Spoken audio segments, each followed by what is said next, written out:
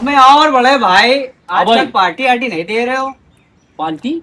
हाँ कौन सी पार्टी यार? वही यार अपना थोड़ा यार थोड़ा समझा करो।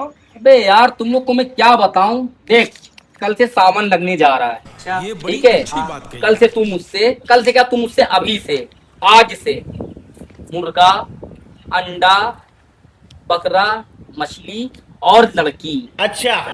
ये सब बातें मुझसे मत करना। कल से मैं भोले बाबा की पूजा करूंगा, ठीक है?